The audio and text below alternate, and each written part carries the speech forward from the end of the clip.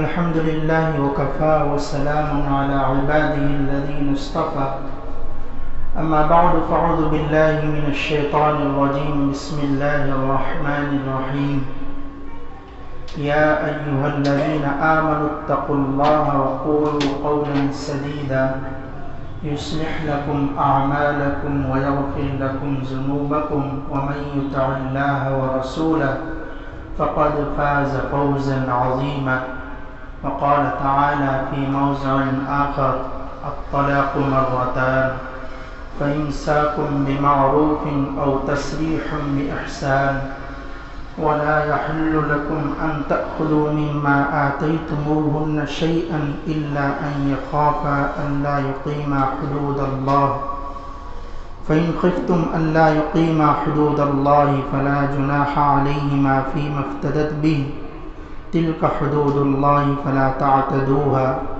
ومن يتعد حدود الله فأولئك هم الظالمون. صدق الله العظيم. سبحان ربك رب العزة عما يصفون وسلام على المرسلين والحمد لله رب العالمين. اللهم صل على محمد وعلى آل محمد وبارك وسلم. اللهم صل على محمد وعلى آل محمد وبارك وسلم. اللهم صل على محمد وعلى آل محمد وبارك وسلم. اللہ تبارک و تعالی نے انسان کو ایک جان سے پیدا کیا. یا ایھا الناس اتقوا ربکم یا ایھا الذین آمنوا پارے 4 کی آیت اس میں اللہ تعالیٰ نے فرمایا یا ایھا الناس اتقوا ربکم الذی خلقکم من نفس واحدہ کہ اللہ تبارک تعالیٰ نے تمہیں ایک جان سے پیدا کیا. وخلق منها زوجها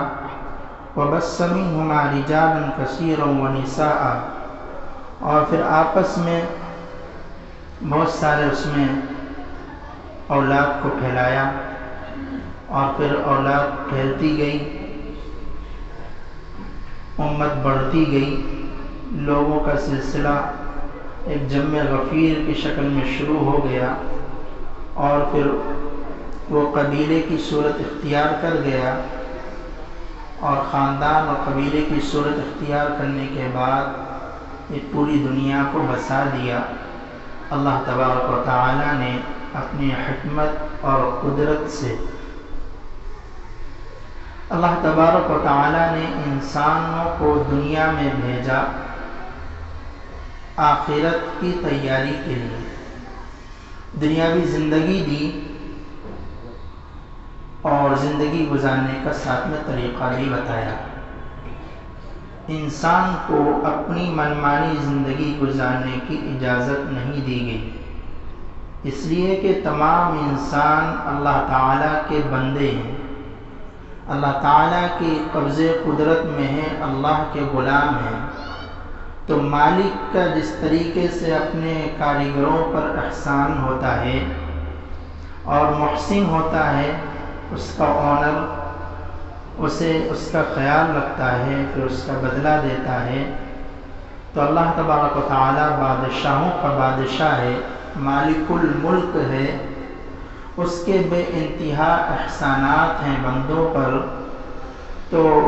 جب اس کے احسانات اتنے ہیں اس کے بندے پر کہ گننا چاہیں تو گن بھی نہیں سکتے. وَإِن تَعُدُّوا نِعْمَةَ اللَّهِ لَا تُحْصُوهَا اللہ تعالیٰ کے احسان کو گننا چاہو تو گن بھی نہیں سکتے. ان گنت احسانات ہیں. بندہ اگر خود دنیاوی چیزوں پر غور نہ کرے بلکہ صرف اپنی باڈی پر غور کرے کہ کتنے احسانات کے تلے بندہ دبا ہوا ہے، وہ کتنے احسانات سے بیک وقت لطف اٹھا رہا ہے، تو بندہ شمار بھی نہیں کر سکتا. یہ اللہ تعالیٰ کے احسانات ہیں. بیچ میں ایک گزارش یہ ہے کہ جو حضرات ماسک نہیں لگائے ہیں وہ ماسک لگا لیں، یا جن کے پاس نہیں ہے وہ اس کا انتظام کر لیں. تو اللہ تبارک و تعالی نے جب اتنے احسانات بندوں پر فرمائے ہیں، وہ محسن ہے، مربی ہے، مالک ہے، تو بندوں کے لیے ضروری ہے کہ اس کے احسان کو مانے، اس کے احسان کا اقرار کرے، اس کے احسان شناسی کرے، احسان کو بھول نہ جائے۔ اللہ تعالیٰ کے احسان ہے کہ وہ ہمیں دیکھنے کی قوت دی، سننے کی قوت دی، پکڑنے کی قوت دی،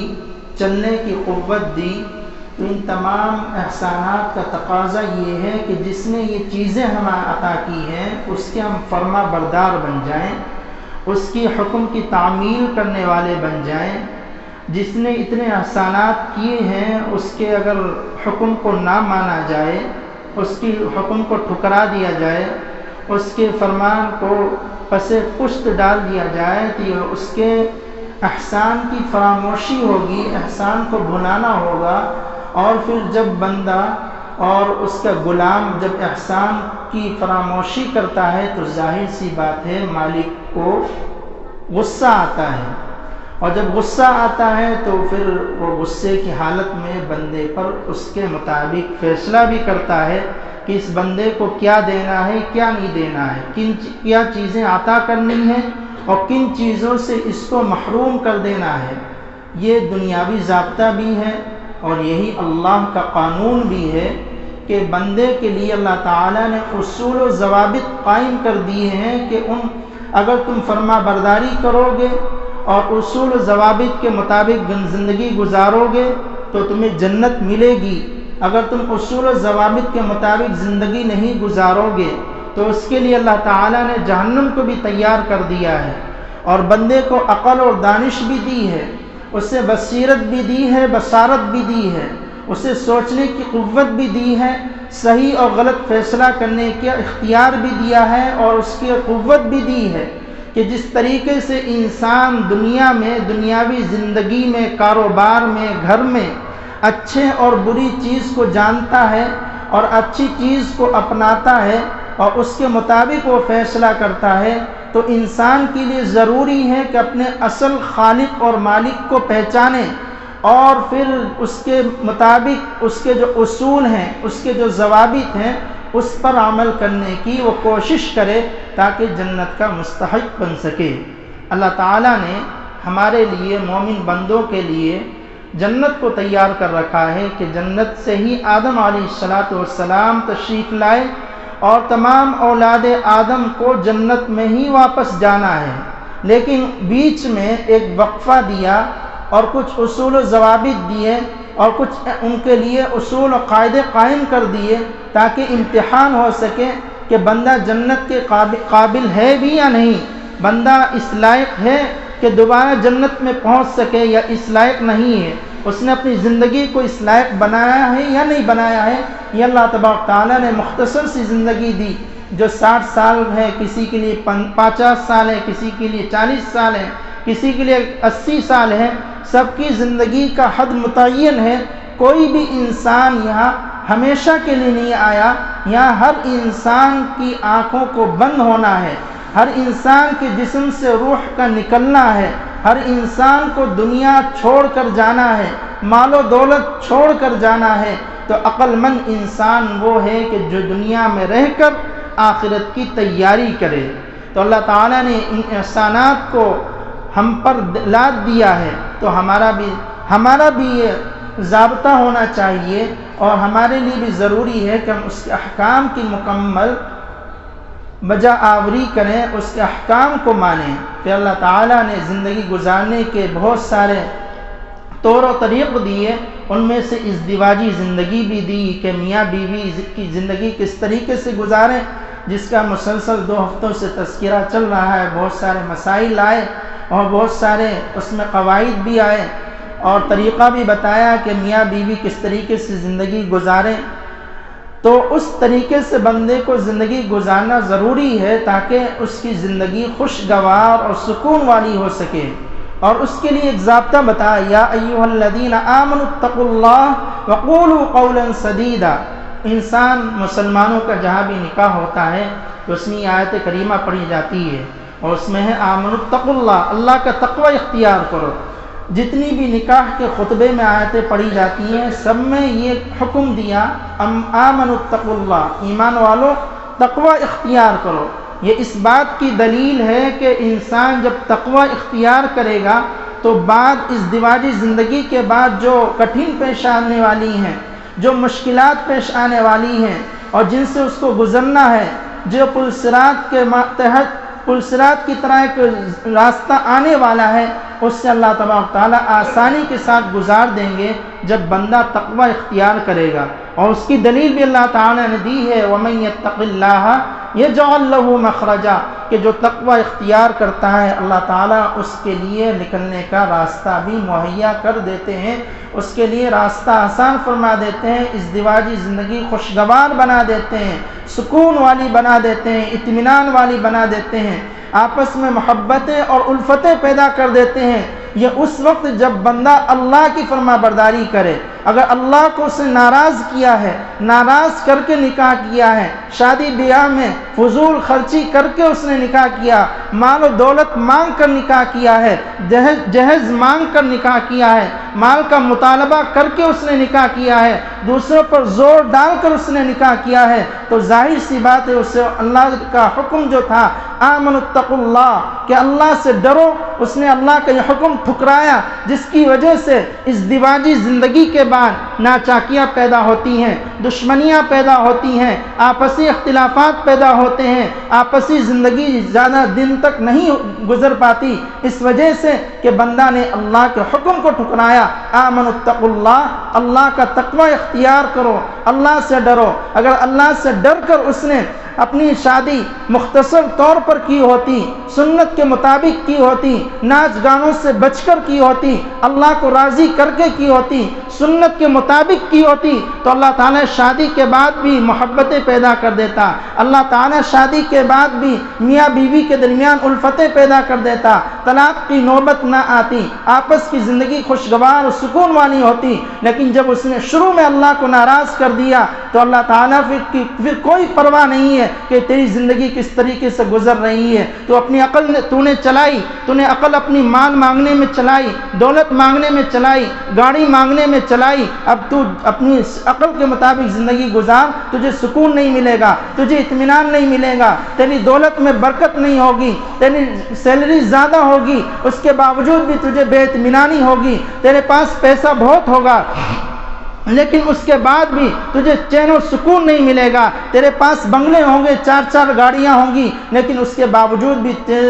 چین و سکون نہیں ملے گا۔ یہ اللہ تعالیٰ کا ضابطہ ہے۔ عقل مند انسان وہ ہے کہ جو تقوی اختیار کرے اور تقوی کے ساتھ اللہ کو راضی کر کے رسول اللہ کی سنت کو اپنا کر زندگی گزارے، اللہ تعالیٰ اس کے لیے تمام مراحل کو آسان کر دیتے ہیں۔ اللہ تعالیٰ نے کہا ہے کہ تم میاں بیوی زندگی کو اچھی طریقے سے گزارو، دونوں کے ایک دوسرے پر حقوق ہیں، وَلَهُنَّ مِثْلُ الَّذِي عَلَيْهِنَّ بِالْمَعْرُوفِ کہ جس طریقے سے عورت کے مرد پر حقوق ہیں اسی طریقے سے مرد کے عورت پر بھی حقوق ہیں، دونوں آپسی حقوق کو ادا کرتے ہوئے چلتے رہو، اللہ تعالیٰ تمہاری زندگی کو اچھی خوشگوار بنائے گا۔ اللہ تعالیٰ نے قرآن پاک میں فرمایا وَلَهُنَّ مِثْلُ الَّذِي عَلَيْهِنَّ بِالْمَعْرُوفِ کہ جس طریقے سے عورت کا حق مرد پر ہے اسی طریقے سے مرد کا حق عورت پر ہے۔ یہاں غور کریں کہ اللہ تعالیٰ نے کہا کہ جس طریقے سے عورت کا حق مرد پر ہے، پہلا جو ذکر کیا اللہ تعالیٰ نے وہ عورت کے حقوق کا کیا ہے۔ اس سے یہ بات پتہ چلتی ہے کہ مرد پر عورت کے جو حقوق ہیں وہ مرد کو سمجھنے کی ضرورت ہے۔ مرد کے اندر غصہ ہے، مرد کے اندر طاقت ہے، مرد کو ایک قوت دی ہے، مرد کی عورت پر ایک اللہ تعالیٰ نے فوقیت دی ہے، لیکن اس فوقیت کا، اس رجولیت کا اور اس غصے کا غلط استعمال نہ کرے، پہلے عورت کا حق ادا کرے، اور عورت سے کوئی غلطی ہو رہی ہے تو اسے اچھی طریقے سے اس کو سمجھائے، اسے سلجھانے کی کوشش کرے۔ اللہ تعالیٰ نے اس سمجھانے اور سلجھانے کی کوشش کرنے کا بھی ایک ضابطہ بتا دیا ہے کہ فَعِظُوهُنَّ ان کو پہلے نصیحت کریں، اگر نصیحت جب نہ مانے تو اس کے بعد کہا ہے فَاضْرِبُوهُنَّ بِالْمَعْرُوفِ، ان کی زجر و توبیخ کرے، ان کے اوپر ڈانٹ و ڈپٹ کرے، اور تھوڑی بہت مار بھی مار سکتے ہیں، لیکن مار بھی ایسی نہ ہو کہ جس سے اسے بہت زیادہ تکلیف ہو جائے کہ جانوروں کی طرح سے اس کو مار دیا جائے، بلکہ اللہ تعالیٰ نے کہا فَاضْرِبُوهُنَّ بِالْمَعْرُوفِ، اس کو مارا جائے بالمعروف، اچھے طریقے سے ہو، یہ نہیں کہ اس کے ہاتھ توڑ دیا، اس کا پیر توڑ دیا، یہ اچھے طریقہ نہیں ہے، یہ جانوروں والا طریقہ ہے کہ گھر میں سالن ٹھیک سے نہیں پکا، نمک زیادہ ہو گیا، مرچ زیادہ ہو گئی تو اسے مارنے لگے، اس کے ہاتھ پیر توڑ دیے، یہ تو انسانیت سے باہر ہے، یہ اللہ تعالیٰ نے نہیں سکھایا۔ اللہ تعالیٰ نے کہا کہ غصہ آئے غصے کو پی جاؤ، والکاظمین الغیظ، اللہ تعالیٰ نے فرمایا کہ جو غصے کو پی جاتا ہے اللہ تعالیٰ اس پر احسان کرتے ہیں، اور اس کے لیے جنت میں اس کے لیے ایک خاص درجہ تیار کر کے اللہ تعالیٰ نے رکھا ہے کہ جو غصے کو پی جاتا ہے تو مرد کو اپنے غصے کو بھی کنٹرول کرنا ہے، اپنے جذبات پر بھی قابو رکھنا ہے، اپنی مردانگی کو غلط طریقے سے استعمال نہیں کرنا ہے، بلکہ اس کے حقوق بھی ادا کرے، اور بیوی بھی مرد کے حقوق ادا کرے۔ دونوں کے جب ایک دوسرے کے حقوق ادا ہوتے رہیں گے تو اللہ تعالیٰ دونوں کی خوشگوار کی زندگی بنا دے گا۔ وَلَهُنَّ مِثْلُ الَّذِي عَلَيْهِنَّ بِالْمَعْرُوفِ، یہاں بھی اللہ تعالیٰ نے معروف کا لفظ استعمال کیا کہ جس طریقے سے عورت کے حق مرد پر ہیں اسی طریقے سے مرد کا حق عورت پر بھی ہے، بالمعروف، اچھے طریقے سے، یہ نہیں کہ اس کا حق ادا کر رہے ہیں تو منہ چڑھا رہے ہیں، وہ اس کا حق ادا کر رہی ہے تو وہ منہ چڑھا رہی ہے۔ منہ چڑھانے سے، غصے سے حق ادا کرنے سے ازدواجی زندگی آپس میں خوشگوار نہیں ہو سکتی، بلکہ یہ تہیہ کریں اور یہ دل میں سوچیں کہ اللہ تعالیٰ نے حکم دیا ہے آپس میں خوشگوار زندگی گزارنے کا، ایک دوسرے کے حصول قائم کیے ہیں، ضوابط قائم کیے ہیں، ہمارے اوپر اس کا حق ہے، ہمارا اس کے اوپر حق ہے، تو اس کو خوش دلی کے ساتھ ادا کیا جائے، زبردستی کر کے کہ ہماری زندگی میں پھنس گئی، کہاں سے آ گئی، ہم کہاں سے کھائیں اور کہاں سے پلائیں۔ تو اس کے لیے اللہ تعالیٰ نے کہا بالمعروف، اچھی طریقے سے جب تم ادا کرو گے، اگر مشکلیں آئیں گی بھی تو اللہ تعالیٰ اس کو سدھار دیں گے اور اس مرحلے سے گزار دیں گے۔ لیکن بعض مرتبہ ایسا ہوتا ہے کہ تمام حقوق ادا کرنے کے بعد بھی وہ کسی ایک کی زندگی میں کچھ گڑبڑی ہوتی ہے جس کی وجہ سے ازدواجی زندگی کا سفر زیادہ طویل نہیں ہو پاتا، تو اللہ تعالیٰ نے فرمایا کہ اگر دونوں کی میاں بیوی کی زندگی کا اصول آپس میں نہیں بن پا رہا ہے اور زندگی صحیح سے نہیں گزر پا رہی ہے تو پھر آگے اللہ تعالیٰ نے ایک اسٹیپ دیا ہے طلاق کا، کہ طلاق کو کس طریقے سے دینا ہے، کیا طریقہ ہوگا، اس طریقے سے تم طلاق دو۔ یہ نہیں کہ ایک ساتھ 3 طلاق دے دی اور اس کو آزاد کر دیا۔ اللہ تعالیٰ نے کہا کہ طلاق کا بھی ایک اصول ہے، طلاق کا بھی ایک ضابطہ ہے، اس ضابطے کے مطابق طلاق دی جائے تاکہ اس ضابطے کے مطابق، شریعت کے مطابق تب تم یہ مرحلہ گزارو گے اور طلاق کا مسئلہ اختیار کرو گے تو تمہارے اوپر آسانیاں ہوں گی۔ لیکن اگر تم نے غصے میں اپنا ہوش کھو دیا اور جنون کی حالت میں طلاق دے دی تو پھر تمہیں اس کے لیے مشکلیں اٹھانی پڑے گی اور آپس میں پھر ازدواجی زندگی بیکار ہو جائے گی اور آپس میں ناچاقیاں ایسی پیدا ہوں گی کہ پھر ہمیشہ بے سکونی رہے گی۔ اللہ تعالیٰ نے فرمایا کہ طلاق کا یہ طریقہ ہو کہ الطلاق مرتان، اللہ تعالیٰ نے کہا کہ طلاق جو دو پہلے ایک طلاق دینے کے بعد پھر اس کو چھوڑے رکھو اور اس کا بستر الگ کر دو، اس کا روم الگ کر دو، پھر اس درمیان اگر میاں بیوی چاہیں، اپنی غلطی پر احساس ہو کہ ہم نے غلط کیا ہے اور ہمارے آپس میں لڑائی جھگڑا نہیں ہونا تھا، اب میاں نے طلاق دے دی ہے تو ایک طلاق دی ہے تو اللہ تعالیٰ نے پھر اس کو رجوع کرنے کا اختیار دیا ہے کہ اس کے جو 3 ماہواریاں آتی ہیں، 3 پیریڈس آتے ہیں ناپاکی کے، اس 3 پیریڈ گزرنے سے پہلے اس سے اگر رجوع کرنا چاہے تو رجوع کر سکتا ہے۔ رجوع کا طریقہ یہ ہے کہ اس سے یہ کہہ دے کہ میں تجھ سے رجوع کرتا ہوں، یا یہ اس کے ساتھ جو آپسی معاملہ ہوتا ہے میاں بیوی کا وہ اختیار کر لے تو رجوع ہو جائے گا۔ یہ طریقہ اللہ تعالیٰ نے دیا ہے۔ تو جب 3 پیریڈس 3 مہینے اس کے جب گزریں گے تو اس میں جب میاں بیوی جن کے آپس میں محبتیں اور الفتیں تھیں وہ دونوں آپس میں جب الگ روم میں سو رہی ہے، الگ روم میں سو رہی ہے تو اس درمیان آپس میں ایک دوسرے کی محبت جوش مارے گی، آپسی تعلقات جو پرانے تھے وہ جوش ماریں گے، اور پرانی غلطی پر احساس ہو جائے گا تو پھر اس میں اللہ تعالیٰ نے کہا اب تم رجوع کر سکتے ہو، ایک طلاق دی ہے، کوئی حرج کی بات نہیں ہے، اور تمہیں اپنی غلطی پر ندامت ہو گئی ہے، اپنی غلطی کا احساس ہو گیا ہے، لہٰذا اب تم رجوع کر سکتے ہو۔ لیکن اس کے باوجود بھی کسی نے 2 طلاق دے دی ہیں تو پھر اللہ تعالیٰ نے یہی کہا، یہی ضابطہ کہا کہ تین پیریڈز پورے ہونے سے پہلے اس سے رجوع کر سکتے ہو۔ لیکن کسی نے اگر مکمل طور پر 3 دے دی اور غصے کی حالت میں، عام طور پر تو غصے کی حالت میں دی جاتی، کوئی یہ نہیں کہتا ہے کہ میں نے خوشی خوشی اور ایسی طلاق دے دی، ایک من کر رہا تھا، ایسے تو کوئی نہیں کہتا ہے، لیکن غصے کی حالت میں دی ہے تو اس کے لیے بھی اپنے اوپر کنٹرول کرے کہ غصے میں کیا بول رہا ہے اور کیا ہم اپنے اوپر نقصان کر رہے ہیں، کیا اپنے بچوں پر کیا نقصان ہوگا جب آپس کی اب زندگی الگ ہو جائے گی تو صرف آپسی زندگی الگ نہیں ہوگی بلکہ 2 خاندان کے اندر دراڑ پڑ جائے گی، 2 خاندان الگ ہو جائیں گے، اس کا اثر بچوں پر پڑے گا، بیٹیوں پر پڑے گا، تو اس کو پورا سوچ کر پھر طلاق کا اسٹیپ اختیار کرے۔ اللہ تعالیٰ نے طلاق اس لیے نہیں دی، اس لیے اس کا اختیار کرنے کا یہ حکم نہیں دیا کہ جب چاہے جو چاہے طلاق دے دے اور جس کا من چاہے طلاق دے دے، بلکہ اللہ تعالیٰ نے کہا کہ آخری اسٹیپ ہے کہ جو اللہ تعالیٰ کے حدود کو قائم نہ کر سکے، اللہ تعالیٰ کے احکام کو نہ بجا لا سکے، تو پھر اللہ تعالیٰ نے یہ کہا کہ اب تم طلاق استعمال کر سکتے ہو، وقتاً ضرورت کے مطابق کسی سے نکاح کیا اور طلاق دے دی، یہ اسلام نے اس کی اجازت نہیں دی ہے۔ طلاق حلال ہے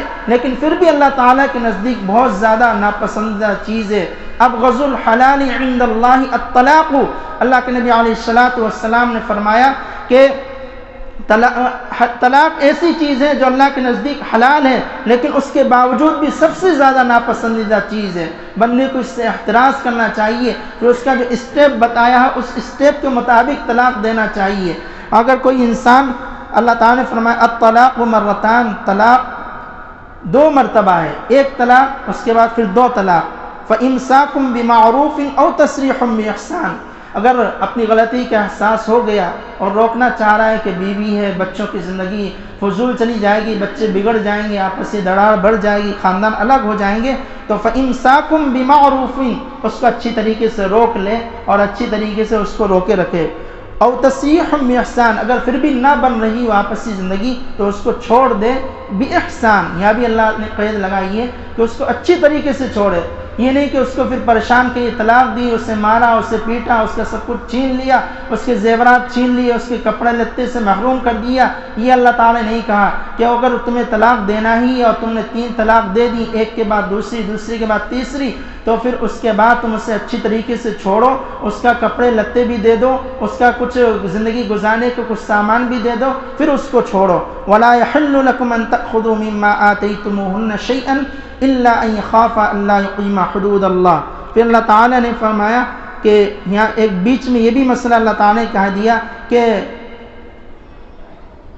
عورت کے لیے، مرد کے لیے جائز نہیں ہے کہ عورت سے وہ اپنا مہر کا مطالبہ کرے، اب طلاق بھی دے رہا ہے اور ساتھ میں یہ کہہ رہا ہے کہ میں نے تجھے جو مہر دیا تھا وہ بھی واپس کر، اس کی اجازت شریعت نے نہیں دی ہے، اس کا حق تھا وہ تو نے اس کو دے دیا، اس نے اپنا حق لے لیا، اب تیرے اوپر یہ تیرا حق ختم ہو گیا کہ تم دوبارہ اس سے اپنا مہر واپس لے، واپس لینے کا کوئی حق باقی نہیں رہا۔ لیکن صرف ایک صورت میں مہر واپس لیا جا سکتا ہے، وہ یہ کہ اگر بیوی خود مطالبہ کرے کہ میں تجھ سے طلاق چاہتی ہوں، تب اس سے یہ کہا جاتا ہے کہ تو نے اس کا مہر لیا ہے اس کا وہ مہر واپس کر دے، تو اس صورت میں واپس کیا جاتا ہے، جبکہ پہل عورت کی طرف سے ہو اور عورت چھٹکارا چاہتی ہو اور طلاق لینا چاہتی ہو تب مہر واپس مرد اس کا مطالبہ کرے گا، لیکن اگر مرد طلاق دے رہا ہے تو مہر واپس لینے کا مطالبہ نہیں کر سکتا۔ فَإِن طَلَّقَهَا فَلَا تَحِلُّ لَهُ مِن بَعْدُ حَتَّى تَنكِحَ زَوْجًا غَيْرَهُ، اگر 3 طلاق دے دی تو اس کے بعد پھر رجوع کی کوئی گنجائش نہیں اور آپسی تعلقات ختم، میاں بیوی کا تعلق ختم، اب جو دونوں خاندان الگ ہو گئے ہیں، اب وہ ایک عام عورت بن گئی ہے جس طریقے سے دوسری عورتیں دنیا میں ہیں، اب اس کے ساتھ ہم بستری بھی نہیں کر سکتا، اس سے ملاقات بھی نہیں کر سکتا اور اس سے لین دین بھی نہیں کر سکتا، اس کے ساتھ رہ بھی نہیں سکتا، اب یہاں میاں بیوی کا تعلق ختم ہو گیا ہے جب تو نے 3 طلاق دے دی ہیں، لہٰذا ہمیں سوچ سمجھ کر یہ طلاق کے اسٹیپ استعمال کرنا چاہیے۔ اس میں اور بھی بہت سارے مسائل ہیں کہ کس طریقے سے طلاق دی تو کیا ہوگا، وہ اگر کسی کو ضرورت ہو تو ہم الگ سے آ کے وہ مسائل کا دریافت کر سکتا ہے، علماء سے پوچھیں کہ اس کے میں کیا مسائل ہیں، کیا اس کا طریقہ ہے۔ وہ اسی لیے علماء کرام نے آپ کے لیے یہ تمام مدارس کا قائم کیا ہے اور امارت شرعیہ کا قائم کیا ہے، تاکہ اس میں آپ رجوع کر سکیں اور علماء اور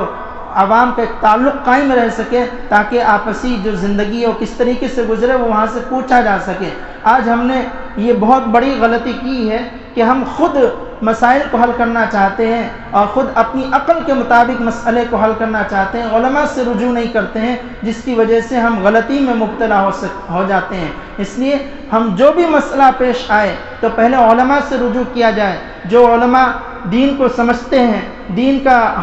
علم رکھتے ہیں، ان سے رجوع کیا جائے۔ اور اس میں یہ بھی بات ذہن میں رکھنی چاہیے کہ ہر غیرے سے مسئلہ نہ پوچھا جائے کہ جو صرف قرآن کا ترجمہ جان لیتا ہو اور کچھ اردو پڑھنا جان لیا اور کہا کہ ہم قرآن و حدیث کو جاننے والے ہیں، ہم ان سے مسئلہ پوچھ لیں اور ہماری 3 طلاق ایک ہی ہوگی، تو اس کی بھی اللہ تعالیٰ نے فرما دیا کہ 3 ہی ہوگی، ایک نہیں ہوگی۔ کسی دوسرے کے پاس جا کر زبردستی 3 کو ایک کروانا اور پھر زنا کا طریقہ اختیار کر لینا، یہ زنا ہوگا، اس کا اللہ تعالیٰ کی یہاں قیامت کے دن پکڑ ہوگی۔ اس لیے اپنے اعمال کو سدھاریں، عقائد کو سدھاریں، عقائد کو سمجھیں، مسائل کو سمجھیں اور دوسرے کو پروپیگنڈے میں نہ آئے کہ کسی نے 3 کو 1 کہہ دیا اور ہم زندگی گزار رہے ہیں اور زنا میں مست ہو کر زندگی گزار رہے ہیں۔ 3 طلاق 3 ہی ہوتی ہیں۔ قال الامام الشافعی و احمد و مالک واتفق علیہ اہل السلف والخلف، کیا 3 طلاق امام شافعی، امام مالک، امام احمد اور جو پچھلے ائمہ گزرے ہیں اور جو آئے ہیں تمام نے یہی کہا کہ 3 طلاق 3 ہی ہوں گی۔ اب جو اپنی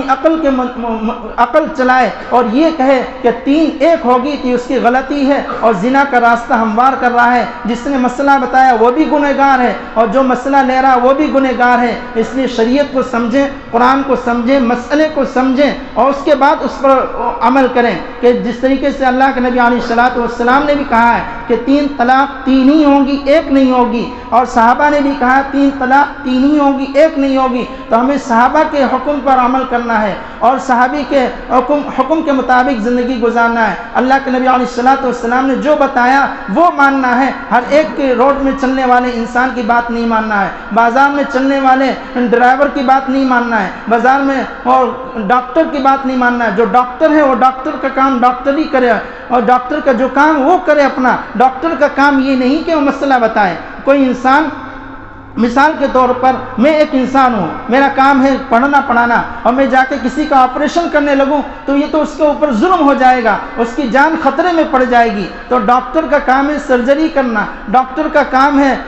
اس کے جسم کی جو بیماری اس کی تشخیص کرنا، اس کی بیماری کا حل طلب کرنا اور اس کا حل نکالنا، اس کی بیماری کا دور کرنا۔ ڈاکٹر کا کام یہ نہیں کہ مسئلہ بتانا، فتویٰ دینا۔ اس لیے جن کا کام جو ہے وہ انہی کے پاس رجوع کرے۔ عوام کو چاہیے کہ اپنے مسائل علماء سے پوچھیں، عوامی سے نہ پوچھے، روڈ چلنے والے سے نہ پوچھے اور دوسروں سے نہ پوچھے، تاکہ ہمیں اللہ تعالیٰ کی یہاں جنت کے مستحق بن سکیں اور اللہ تعالیٰ کے یہاں انعامات ہمارے اوپر آ سکیں اور دوبارہ جو ہمارا ٹھکانہ ہے جنت اس میں جا سکیں۔ کہیں ایسا نہ ہو کہ یہ شیطانوں کی باتوں کو مان کر، اہل غیرت کی باتوں کو مان کر اپنی زندگی میں بوبال ڈالا اور آخرت میں جنت کے مستحق نہ ہو سکے۔ اللہ تعالیٰ سے دعا ہے کہ اللہ تعالیٰ میں شریعت اور سنت پر عمل کرنے کی توفیق نصیب فرمائے۔ وآخر دعوانا الحمدللہ۔ جو حضرات ماسک نہیں لگائے ماسک لگائیں۔